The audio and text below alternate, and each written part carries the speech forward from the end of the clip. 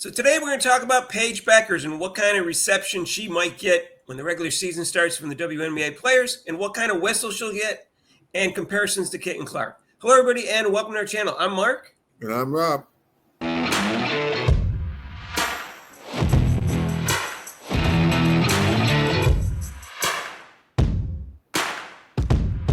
So, hey, if you haven't subscribed to our channel yet, please do so with the notification bell when you do so you get notified of our next video. And join us for Caitlin Clark's crossover every Monday and Thursday, 6 to 7, 5:30, 6:30. Monday and Thursdays, respectively, Eastern time, except for major holidays. And we will not have a show on Memorial Day and Labor Day, just so you know. And it's we have guest podcasters, and we talk about Caitlin Clark and all sorts of good stuff. All right, Rob. So Paige Bueckers, as everybody knows, is the #1 draft pick. She's been compared to Caitlin Clark. She's been competitors with Caitlin Clark and friends also at the same time. And right now, she's coming into the WNBA in her rookie year. In her first exhibition game, Rob, she did okay. And we'll find out how she does. I guess she has another game coming up. So as we know, Caitlin Clark got the coldest reception of any rookie in American sports since 1947. And also she got, in my opinion, got the worst whistle I've seen in the history of basketball, and I've been watching basketball for almost 60 years. I'm curious to see what kind of whistle Paige gets, keeping in mind she's a rookie, and they usually get worse whistles than star veterans, and what kind of reception she's going to get from the league in terms of whether they're going to assault her like they did Caitlin Clark, and whether they're going to double team and triple team her. What do you think, Rob? Doubt it very much, Mark. She's in, as the old song is, she's in with the in crowd. She's already set with all the black players and everybody else. So they're going to give her a break. They're not going to give her any kind of reception. They're going to, plus it's going to be harder for her when they have with Enrique there to double team. But she's not going to get the same treatment at all. Now, a couple of things she has going for her. UConn connection.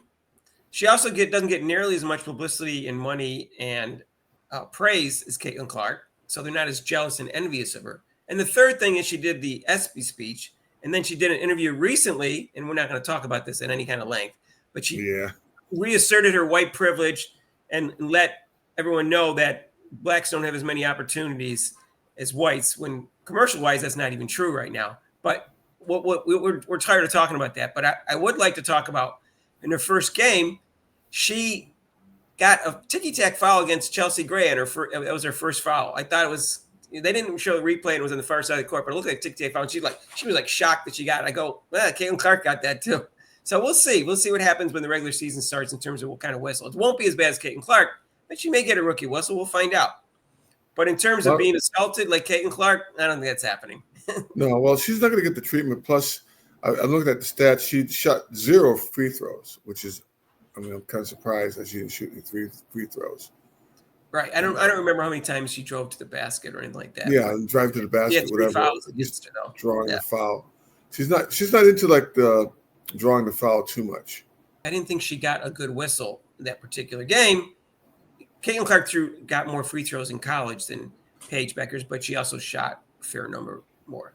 So we'll see what happens. I don't think they're going to double team and triple team her, Rob.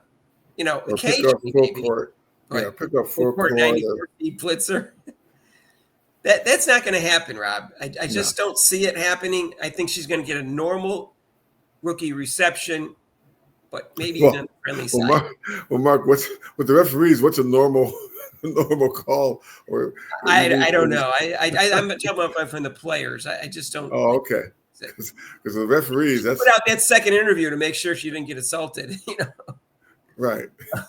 But she also had another interview, Rob, with Sports Illustrated talking about comparisons to Caitlin Clark. And I want to go over a little bit of it because that was more interesting than talking about white privilege all the time. So this is a recent article from Sports Illustrated from May 6th, where Paige Bueckers gives thoughtful response, pushing back on Caitlin Clark comparisons. She spoke with Joey Mestrada of Clutch Points. Bueckers explained that she feels the frequent comparisons between herself and Clark are media-driven and that she intends to focus on herself throughout her rookie campaign. I think running my own race, not running a race in comparison, because in all honesty, I don't think me and Caitlin play at all alike. But I understand growing up in the same class, the same generation, both guards. I don't know, but I don't think we play alike, Bueckers said. What do you think, Rob? Perfect response. She's correct. She's right about that. And it's good that she's like, it is media driven. You know, they need to have something out there so that it is kind of media driven. I agree with her. Well, I think most of the comparisons are media driven, Rob, because the players usually don't say it. So I'm not sure how this is unique to that, to be quite honest. But I will say they are different types of players. Caitlin Clark has more of a motor and is more aggressive, Rob. She's a better passer, better shooter. But Paige is a better defender and plays a different style. She's more conservative in her passing and in her shooting, Rob, which is why she's fairly efficient. And she talked about that specifically about the media driven. She said these comparisons are just media driven, narrative driven, and they're good for the game in terms of getting people to talk about it and in being a talking point. So I'm sure we both have gotten used to it. I used to think about it and internalize it a little bit more, but now working on myself, working on being present and embracing the people around me and just working on getting better every single day has kind of helped me, which I think is the right attitude. And I don't blame her for doing that. And Caitlin Clark has said the same thing. And she doesn't worry about other players so much. She just wants to beat other teams and other players. She doesn't worry about the comparisons with her and Angel Reese and Asia Wilson and everybody else. I think she just wants to be the best. And I think Paige Bueckers just wants to be the best rookie she can be and the best player in the WNBA. And I think that's the right attitude. So we'll see how she does this year, Rob. Yeah. She's probably going to make the All-Star game because fans have a say in that. So I'm pretty sure that's probably what's going to happen, but we're not sure. I mean, if she plays together with Enrique, Dallas could do a little damage this year, Rob. We'll find out. We'll see. I mean, it's she has the potential now that she's out from Connecticut and underneath Gino's wing. She's got more freedom for her to play her game like she used to when she was in high school and beginning of her season in Connecticut. Yeah, people have been saying that Gino held her back. And I'm not sure I think that's overstated because Gino's telling her to be more assertive, more aggressive. So he's not holding her back in that sense. I think he wants her to play team ball and within his system. But at the same time, that's on her that she's not as aggressive as she should be.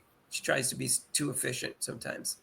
So I think Gino got a little bit too much blame for that. But we'll find out with her career in Dallas, because she's got a whole new coach, a whole new system, all new players, new league, and it will be interesting to see. I think she has the potential to be first team All-Pro, not this year, but first team All-Pro in her career when she's in her prime.